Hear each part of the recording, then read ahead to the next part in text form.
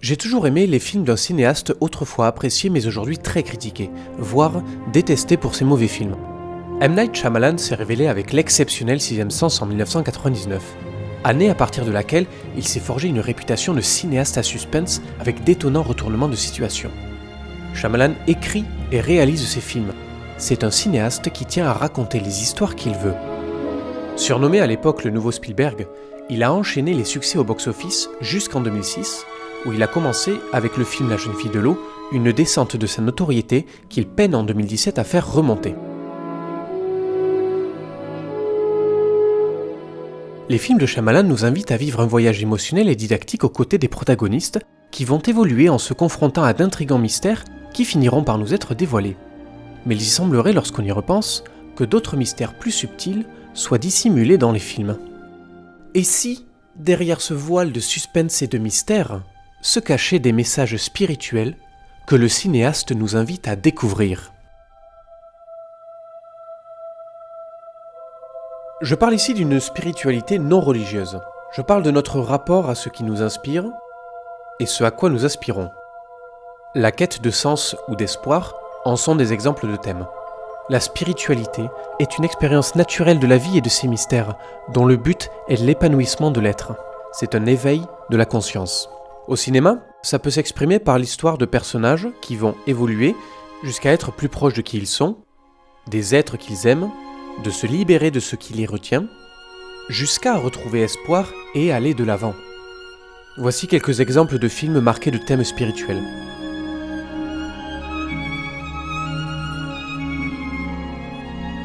Et l'on peut se saisir de ces films pour réfléchir sur notre rapport au monde, et nous aussi, franchir les obstacles de nos vies pour nous construire. Mais se construire avec le cinéma ne peut pas se faire rien qu'en ingurgitant une masse d'images. Il faut passer par un acte conscient et constructif. Dans le cinéma, ce qui fait la spiritualité d'un film n'est pas que son message. C'est aussi la mise en scène, l'univers du film, la musique, le jeu des acteurs. Il s'agit en fait d'un tout. Shyamalan, lui, a choisi d'aborder ces thèmes sous l'angle du mystère et du mystique.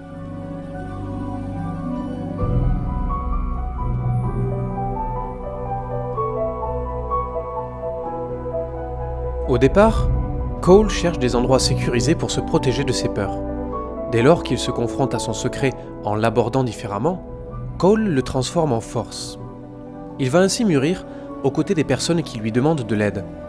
Ainsi, Cole donnera du sens à son don et s'en servira pour s'épanouir plutôt que de le fuir. Malcolm, lui, est visiblement au bord du divorce avec à son compteur 2 enfants qu'il n'a pas su aider et qui partagent le même secret. C'est lors d'une scène où Malcolm prend le temps de mieux écouter qu'il résoudra l'énigme de sa carrière et aidera Cole.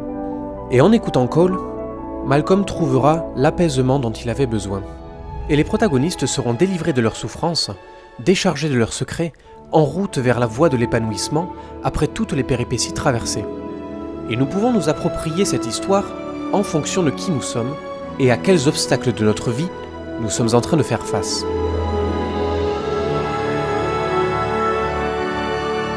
C'est un cinéaste qui ne transmet que des messages d'espoir. Les premières fois où j'ai vu ces films, mon cerveau bouillonnait, et ces films m'ont inspiré, m'ont aidé à me construire, avec toujours cette envie de croire en moi et en l'humanité. Si l'on s'intéresse à ces films d'une façon plus naïve, je pense qu'il est possible de s'approprier un de ces nombreux messages. Laissez-vous surprendre par ces films, comme quand on vous racontait une belle histoire lorsque vous étiez enfant. Inutile de regarder le film en essayant de deviner la fin, ou de rationaliser toutes ces ficelles. Les enjeux ne sont pas là.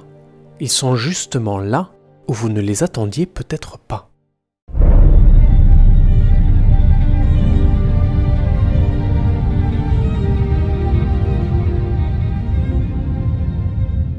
Si le sujet de la vidéo vous a plu, n'hésitez pas à me le faire savoir par un pouce bleu ou par un commentaire, car je projette de faire une série de vidéos sur chacun de ces films.